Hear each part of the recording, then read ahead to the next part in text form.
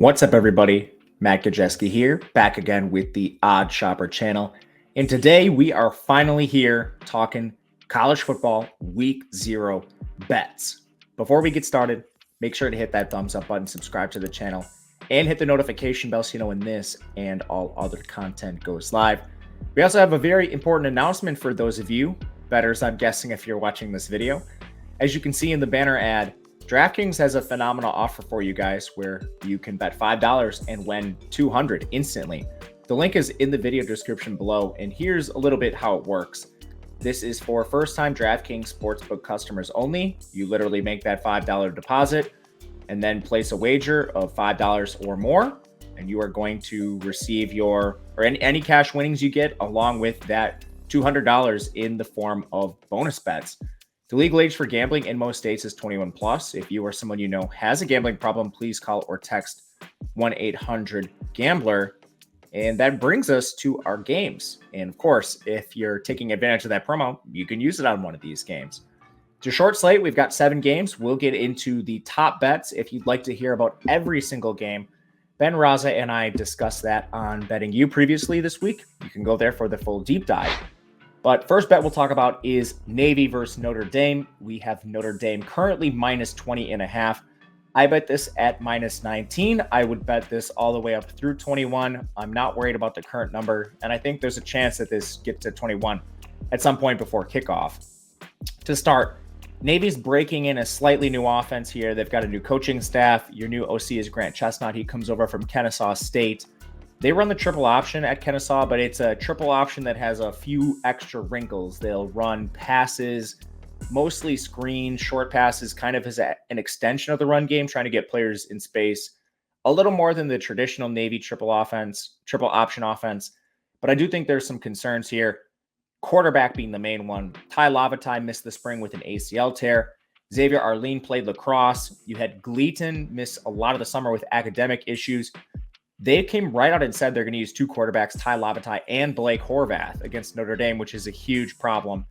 And then from there, I'm still worried about Navy's front on both sides of the ball. Their offensive line only has one player above 280 pounds. Notre Dame has quality defensive linemen across the board. You do lose 3 players there, but only one of them was drafted. That's Isaiah Foskey. And you return a ton of production, not to mention the transfers you bring in. Love Thomas Harper on the back end from OK State, as well as Javonte Jean-Baptiste at the edge position from Ohio State. Not to mention the offense should be very good here, should be overpowering run or pass. Sam Hartman, huge upgrade at quarterback. Audric Estime back at running back. You have a massive offensive line, top 5 unit in the country, highlighted by Joe Alt, all back. I don't even know if they need to throw the ball much, but I don't see how the receiver position could be much worse. Losing Mayer is huge, but you have 4 stars across the board there, now playing with Sam Hartman. So Notre Dame think they get it done here, think they roll. Navy's best efforts to try to slow this down going to be futile against just an overpowering offense that Notre Dame is going to try out there. Bet number 2, we are actually going to keep it early in the day and go to UTEP against Jacksonville State. Right now, UTEP has taken some money. You're going to find -1 in a lot of spots. If you can find a pick 'em, that is the number I currently have, but I think -1 is fine. I think money line is fine as well. A lot of people talk about Jacksonville State in regards to teams making the jump from FBS to FBS. Historically, they've done well. Most recently, James Madison did it. App State's previously done it. A lot of teams have done it. But this is a different animal here. UTEP is a quality team. They return quarterback Gavin Hardison. Their running back returns. Tyron Smith dabbled in the transfer portal, came back to UTEP. That's extremely important for the explosive pass game elements of the offense.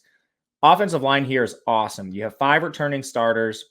You go to Zuri Henry. He's back after just playing 2 games last year, missed a ton, nearly 2,000 snaps. That's a huge strength for this team, having this offensive line. They're going to match up very well against a team in Jacksonville State who has a decent defensive line, but it's going to be making a big jump to the FBS level. Not to mention Tyron Smith, Kelly Akare, Jeremiah Ballard in unison with Hardison should be able to go over the top of this Jacksonville State secondary that did lose 3 players on the back end. On the other side, Jacksonville State is so run heavy, and that is going to work against them here. The strength of Utah's defense is up front. Most of their key losses are in the secondary. This Jacksonville State team has a run rate upwards of 70%. They do not have a clear listed starter at quarterback. It's an or situation between Zion, Webb, and Smothers. You lost one of your top receivers, and your offensive line now, pretty decent unit, but they're also going to be working against the strength of this UTEP defensive line. I don't think this should be a pick'em, probably somewhere close to a field goal in favor of UTEP. So the -1, still completely fine with it. Again, my personal play here was UTEP, got them at a pick'em. A couple more games we'll talk about. Really fun one here. UMass, New Mexico State. I know we're doing the lively games. New Mexico State, 6.5-point favorite. Total in the game is 45.5. Right now, two teams, I think, going in different directions. UMass on the rise. New Mexico State maybe on the rise. They had a pretty good game, pretty good year last year due to some close games. But to start this out, you have a bunch of 4-stars coming into UMass, which you typically don't see. But Don Brown's a coach that previously was at Michigan. He's able to grab some of these guys. Tyson Fomashon, 4-star recruit in 2019. He's now the QB. That's an enormous upgrade. Dual threat ability. He's solid. You have two of your top 4 backs returning. K'Ron Adams went to Syracuse. Jalen John went to Arizona. These are quality players in the backfield. Wide receiver, you return your lead player, George Johnson. He's a former Michigan guy. You add Mark Pope from Jackson State, formerly of Miami, Anthony Simpson from Arizona, Christian Wells from App State. Quietly really good receiving group. Then on the offensive line, you have 5 starters returning. You only lose 1 player. Some injuries allowed some backups to get some snaps, plus 4 transfers. They should be pretty decent on the offensive line. If not decent, improved is probably the word we should use. Defense portaled a ton of guys. We'll see how that does, but the fact that they finished 100th last year in run defense, 79th in pass rush, 100th in coverage, expecting slight improvements there. Meanwhile, when we look at New Mexico State, this team does return Diego Pavia, QB. They return their top rushers. You do lose Justice Powers, but 5 of your top 6 receivers are back. The problem for me is you lost 2 of your best offensive linemen, and you basically went to the JUCO ranks to replace them. This offensive line wasn't great to begin with. 92nd in pass blocking, 111th in run blocking. How do you replace those good players? And then on defense, you lost your top 5 players in terms of snaps. Those were good players too. The secondary is a huge concern. No one's played more than 500 snaps total. You only have 3 guys above 300 snaps.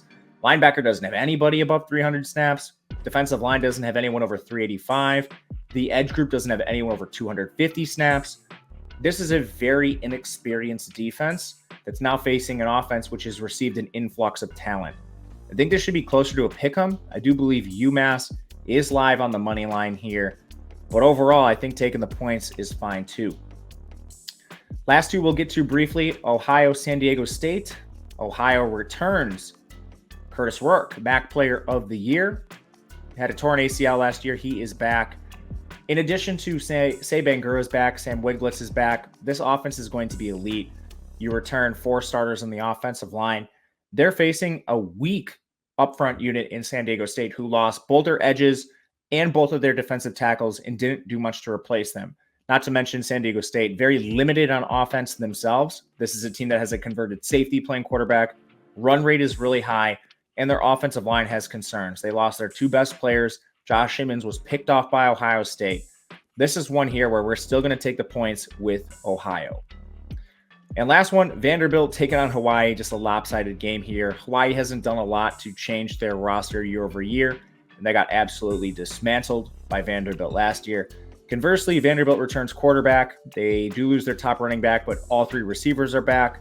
You have 5 returning starters in the offensive line. You only lose 1 contributor there. And defense should be improved. This isn't a unit that was very good to begin with, but overall, playing in the SEC doesn't do them much favors here. I think the weakness of this unit is probably up front. Fortunately, Hawaii wants to run and shoot the ball over you.